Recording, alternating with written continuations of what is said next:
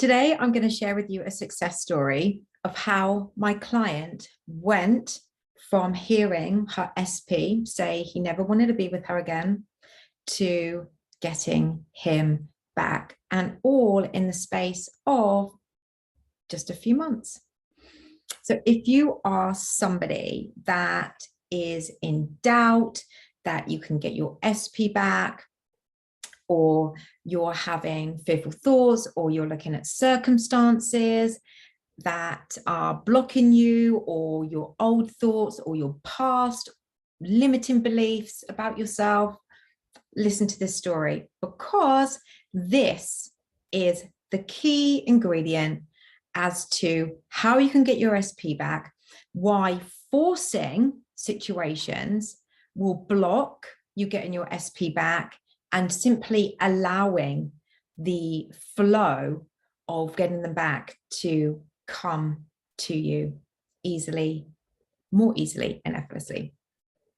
So that's what I'm going to be talking to you about today. Now, for those of you that are new to my channel, I'm Natalie. Welcome. This is As the Pennies Drop. Now, As the Pennies Drop is all about creating a life you love, deserve, and desire. I am a conscious manifestation coach, a neurotransformation therapy practitioner, and I offer a variety of one-on-one and group coaching solutions. I also have a free private Facebook group as well that you can join, where I do Facebook Lives once a week on specific topics, or Q&As.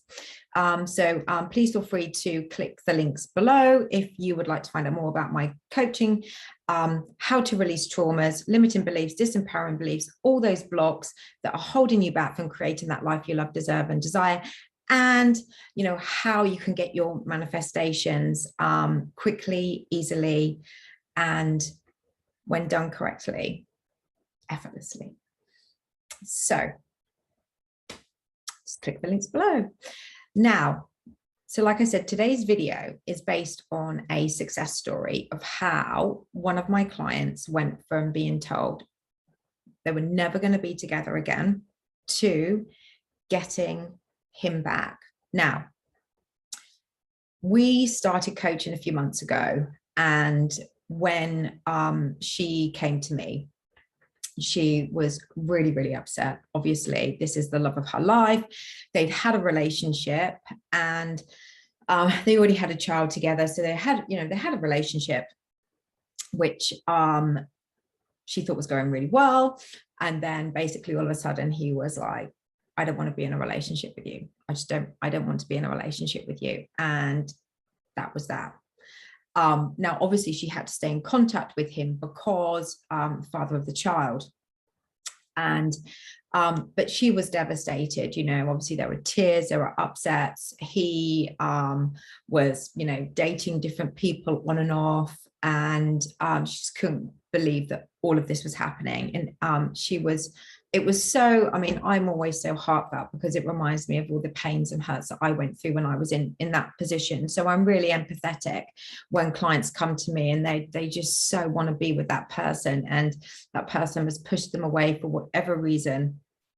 That has been, which is something that I work through with them on limiting beliefs, on their thoughts, and why this has happened, because everyone is you pushed out, our thoughts create, therefore that was a creation of her beliefs about her and what was going to happen eventually anyway. And actually, when you looked at the past, there was a past of being abandoned, or not being the one that gets chosen, or not being the one that gets committed to. So we did work on a lot of releasing of limiting beliefs.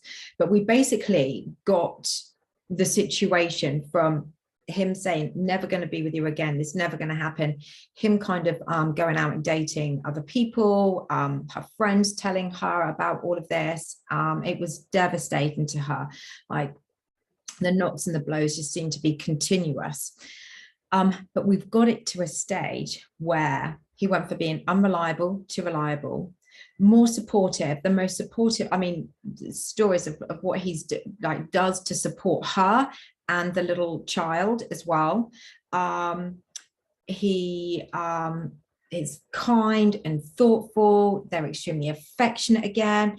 He's coming over with wine at night. They're hanging out together all the time. They're spending their weekends together. He's spoiling her. He's buying her gifts. He's complimenting her, you know. So we've gone from never going to happen to a situation where he's wanting to take her away for weekends now. And all of these things, where she is now with this specific person, is everything that she wanted. She wanted him to hang out with her more. She wants them obviously to be one family unit. She wants them to hang out. She wanted him to come over with, you know, the bottle of wine. She wanted him to, oops, don't know what happened there. You know, she wanted him to come over with a bottle of wine at night and just say, oh, do you fancy getting pizza in? And, you know, hanging out on the sofa and watching TV programs while the little one was asleep, or, you know, helping more out in the house for her. And he would, and he was so supportive, and he would do so many things around the house. These are all the things that she wanted, and this is what she got. She wanted to hear him say, I want to take you away for weekends. She wanted to hear him like compliment her. She wanted him to be everything that she knew that he could be. And now she has that. I've actually written down, in case I've forgotten anything. Yeah, the love and affectionate, taken away at weekends. They have so much fun together. They're flirty, you know, they're like kind of teenagers again. They have this family unit, you know, like I said, they're spending time at the weekends, you know. It's just incredible how just in the space of a few months that she's now getting everything that she ever wanted from this person. He's no longer dating anybody else. It's all about her. You know, it's absolutely incredible. So I just wanted to make sure that I covered everything. So how did we go from never, ever again, and him dating other people to where we are today? And there were times actually as well throughout the coaching where, you know, she would emotionally react to situations. You know, if she heard that he was dating somebody, again, you know, she would react to him about it and say, you know, how hurtful that was. And, you know, and then there'd be resistance there, and then they'd have like disagreements. And there was sometimes there was just like a force, or there was you know, a need to kind of, you know, look a particular way because then he would notice her that way, or, you know, and all these things were kind of forcing the outcome, and all it did was push it away. So instead of forcing the outcome, we started to allow the outcome. So we were allowing the outcome by focusing on her self-concept, which was based on her past relationships, not as strong as it could have been. So we started focusing on her self-concept, and to, you know, with affirmations, with, you know, looking in the mirror. And this is a hard thing for a lot of people to do, but looking in the mirror and just saying, I love you. I love you. I really love you. You know, accepting who she was, starting to love who she was, knowing that she was somebody worthy of being with this person. So we were working on the self-concept, and we were raising her standards. We were raising her up on the pedestal as being somebody that was the prize that anyone would want to be with. You know, she's fun, she's exciting, she's gorgeous, she's sexy, she's stunning, she's an amazing mother, you know. And we would just kept focusing on that. Now, we would focus on that, and then the 3D reality would reflect things back that she didn't like about the SP, and then that would drop. But the more we focused on the self-concept, the more she was able to sustain that over the few months that we've been coaching. Now, the more she was able to sustain that, the more she started to see things change in her outer reality with the SP.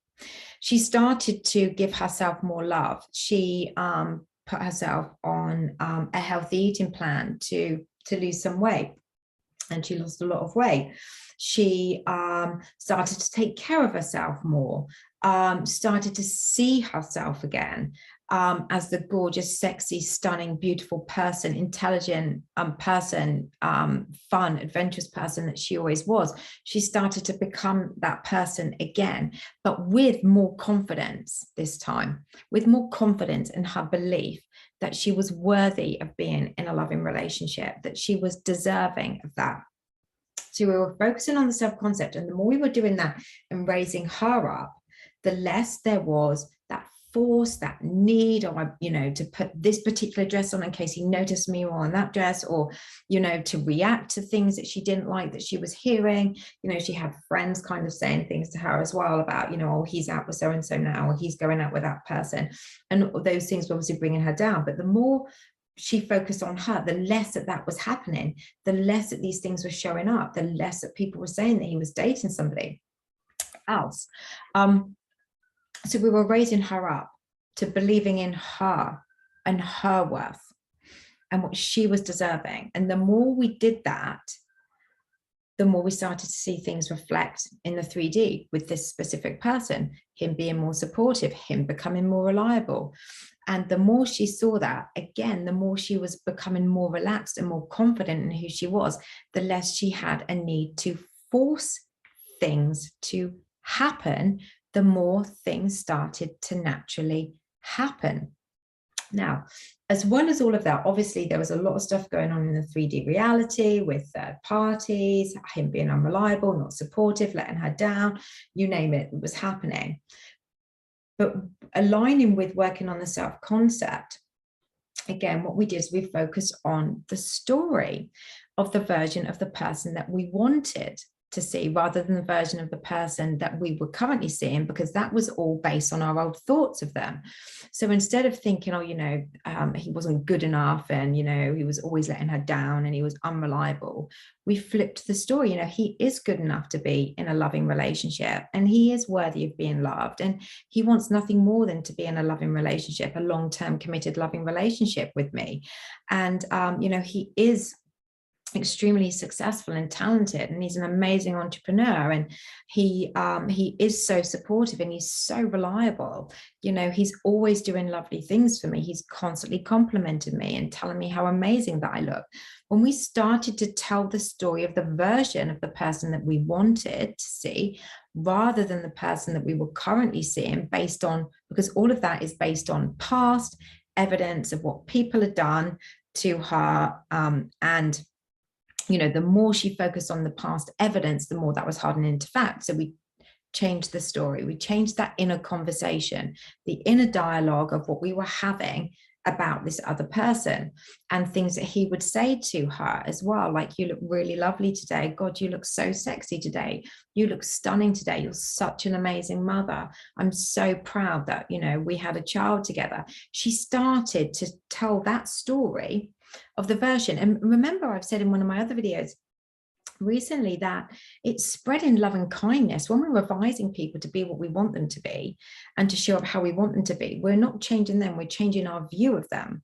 And by that, we're then allowing them to become more lovable and more kind. And, you know, if the world doesn't need any more love and kindness, you know, I don't know what else it needs, you know, it does. We need to spread more love and kindness. So we were spreading more love and kindness by thinking about this specific person in a loving, kind manner, no matter what was happening in the 3D. So what was happening in the 3D was becoming less and less and less. And what she wanted from the old story, and what she started to see, was becoming more and more and more based on the new story of what it was that she wanted to see. And the more she started, don't get me wrong, she still emotionally reacted occasionally. And there were times when, you know, she'd still get a bit stressed about things, but we would just work through that. We would understand what it was that had happened, how we can revise that to sit differently in our mindset, and then therefore focus consistently again back on the story of the version of the person that we wanted to see. And that's what she did. And now, like I said, she's at a place where he's coming over for wine. He's asking her if she wants dinner. He's complimenting her. They're spending more time together, more family time together. He's so supportive, like really supportive. And he's an amazing dad, and he loves spending time with his child. He's more loving and affectionate. He's complimentary. He's saying that he wants to take her away for the weekends. They're being funny and flirtatious together. And yeah, more affectionate and more tactile, and just, you know, like I said, it's a bit like teenagers again. It's just, it's easy because she's putting herself, her thoughts are in the version of the person that she wants to see. And because that became more of the dominant thought, even with some fluctuations, even with some wobbles, that was the more dominant thought, that is what she now gets back. So if you are struggling with getting your specific person back, and you're forcing things, or you've been forcing things, just take a deep breath and look at how the forcing is pushing that person further away. And think about little things that you have just thought about. And that just gentle thought has allowed that to naturally come to you. The more we can allow what it is we want to flow to us without force, the easier it will become, the quicker you will see changes as well. So with this specific person, he went from never to being with her when he wasn't at work, to respond in time, also responding to her in a timely manner on WhatsApp, to going over there with wine, and having dinner together more often than not, to spending more family time together, to being more supportive, more reliable, extremely loving and kind and affectionate and complimentary to her, because she changed her self-concept.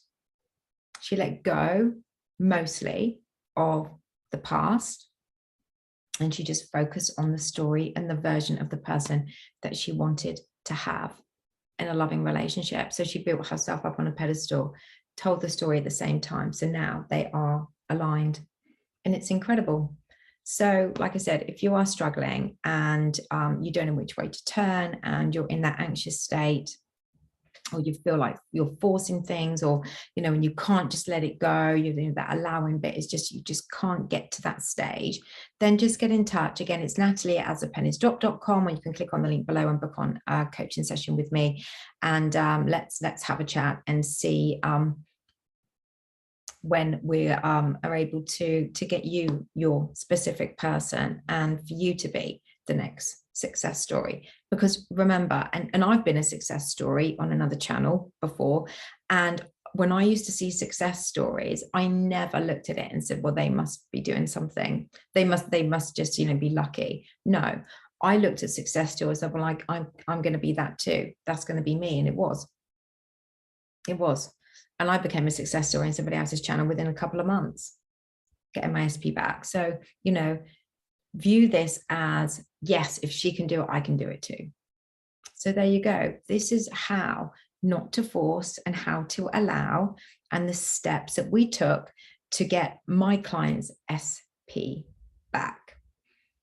As always, please feel free to like, share, and comment and subscribe, and I will be back soon.